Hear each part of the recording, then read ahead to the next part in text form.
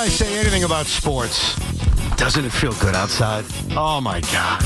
And I usually love winter. I love the cold. I love the snow.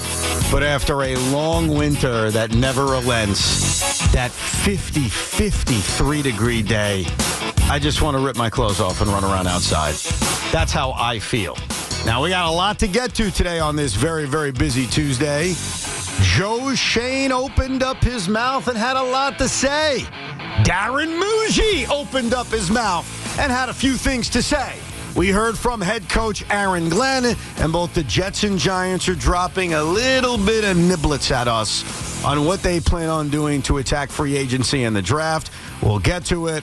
Plus, a major change that needs to happen in the National Football League. We'll mix in some baseball as well, and we'll talk to you throughout the day at 888-808-1019.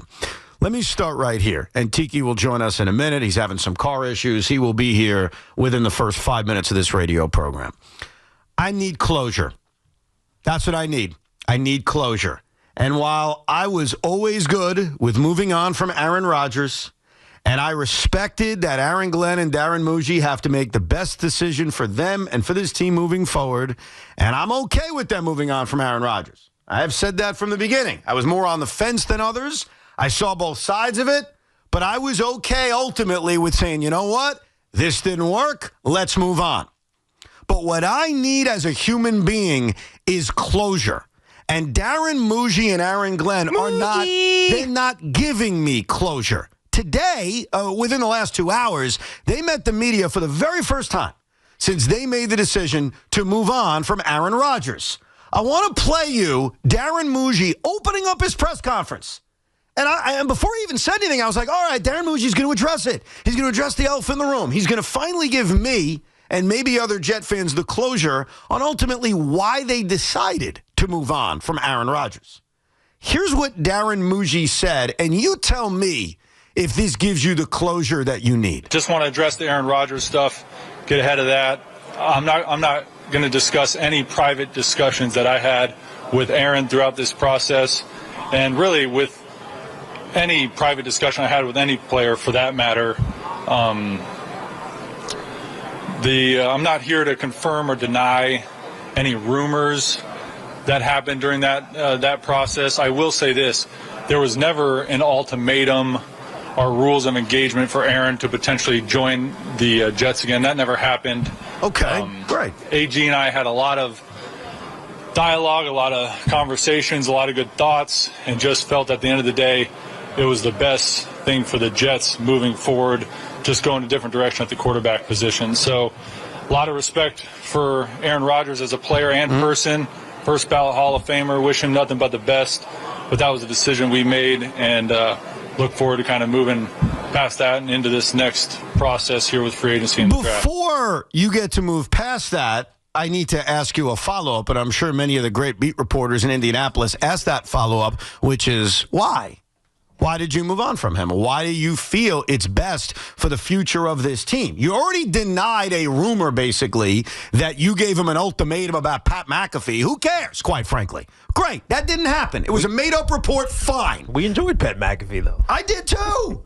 But I want to know why. Like, is that too much to ask to know why they decided to move on? I want to play you these two follow-ups, and then, Tiki, maybe you can enlighten me, because I still don't feel like I have the closure I need. Here's more from Darren Muji deciding to not tell us a damn thing about why they moved on from Aaron Rodgers. Yeah, we just felt like the best thing moving forward for the Jets was to go in a different direction at quarterback. That's not an answer. That's not an answer. That's like I break up with a girl, and she says, why? And I said, I just felt like we were better off breaking up. All you did was repeat what you did. You didn't actually tell me why. You know what that means? What? That means I don't like you anymore. I don't think I'm ever going to love you. As much as this feels right. Right. And we believed and we made a pact that this is right. I just don't love you anymore. Well, That's what it feels like he's saying. Then say it. I would agree. It's simple. Aaron is too old. It was too inconsistent. We don't believe that he has the future that everybody believes that he has here with the New York Jets. So we're deciding to go in a different direction, go younger, go something more, I don't know, looking forward towards the future as opposed to living in the past of his great NFL career. That's all you had to say. You know what you just did was? You gave an answer. I may not agree with the answer, but you gave an answer. Darren Muji decided I'm not giving you an answer. Yes. We tried a third time to see if Darren Muji would give us anything on Aaron Rodgers, and here's what he said. I'm not going to comment on any of the Aaron Rodgers stuff any more than I already have. You didn't comment on it. Muji. Like, you didn't comment on it. You simply, here's what you did. And we just played it in these clips. You literally heard everything that was asked about Darren Muji around Aaron Rodgers. He denied a rumor about the McAfee stuff without saying McAfee, and just said we decided to move on without giving me a why. And by the way, Teague, you kind of laid it out better where you said, hey, he's too old. Hey, we think he's going to decline. And by the way, that is a perfectly acceptable reason. I agree. He's 41 years old. He's too old. We're a young team. We want a young quarterback. We want something we can build off of. And it's not demeaning Aaron Rodgers. That is a, let's say it, fact. Yes. He is old for a quarterback. It's very easy to say that. It happens all the time in the NFL. Hey, why'd you move on from, you just gotten old. Period. It's easy. And that would have been an acceptable answer. Like, I'm not mad about this because I wanted Aaron Rodgers back. I've made it clear that I lean towards moving on from him. But what I like as a sports fan, what I like as a customer, what I like as a fan of my favorite team is just some honesty. Just tell me, real talk. It's real conversation. And we are in the very early goings of Darren Muji and Aaron Glenn. Darren Mooney. It's tough to hate these guys or really have any ill will towards them. I don't. I'm very open-minded to what these two gentlemen are going to be able to do to build this Jet team up. But all I wanted when they met the media for the very first time since this decision was just explain it to us. Because there are Jet fans out there who are upset with the decision to move on from Rodgers because they think he gives them the best chance to win. So explain to us why you disagree. And so Muji gave you those answers. Aaron Glenn is training the New York sports media. And what I mean by that is Aaron Glenn is so fiery and feisty and badass that I think reporters are afraid to ask Aaron Glenn more questions about Aaron Rodgers, which was why when I listened to Aaron Glenn, he was barely asked a question about Aaron Rodgers because he made it clear, I ain't talking about it.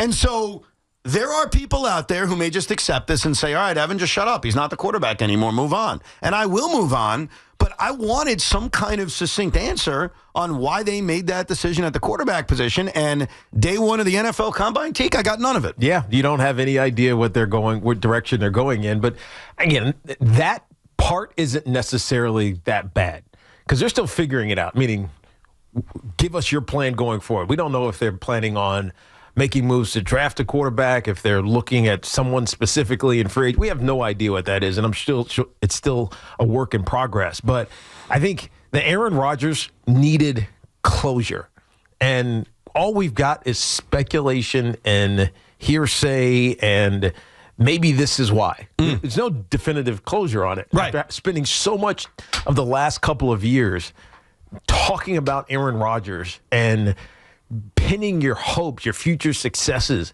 to Aaron Rodgers, to just end like this, it just feels you're left wanting. No, I agree. Now, if they come back in 2 weeks or whatever it may be and say, this is our plan, and they get the quarterback and we're all excited, well, forget about Aaron Rodgers. But if there's no real plan and Aaron Rodgers looks like the best option and he's not here any longer, that's when Jet fans get upset. Well, especially when both Aaron Glenn and Darren Muji today said, hey, we're trying to win. Now, Darren Muji, much like Joe Shane, and we'll get to what Joe had to say, have both kept the quarterback position very open-ended, where they both left open the option of trading up to draft a quarterback. Yep. They both left open the option of just simply drafting a quarterback. They both left open the option of trading back and maybe taking a quarterback. And they also left open the option to signing somebody in free agency or acquiring somebody via trade. So I do think we're in a very unique period of time in New York sports history where both football teams are casting a very wide net when it comes to the most important position in sports. So I'm not mad about that at all. I think there are a lot of different ways the Jets can go, the Giants can go. But you use the word, and that's the word that's kind of hitting me. I just want closure. I want to know why you moved on from Aaron Rodgers.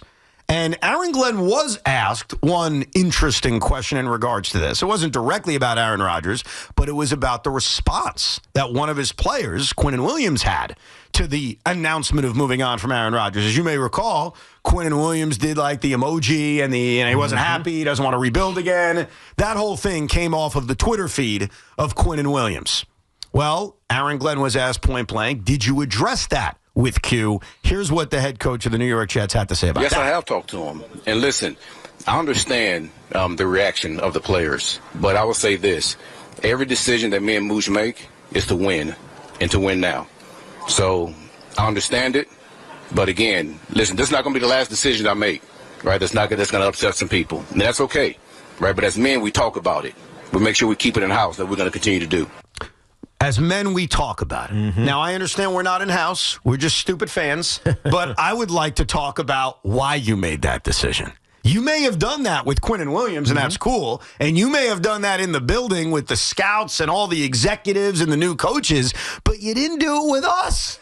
And so that's why on Sports Talk Radio on February 25th, it's fair to say, why'd you do it? Right. Well, I think, look, we can speculate what actually happened. You go back and you watch the tape, and you just start saying, man, this guy, he's just not the same player.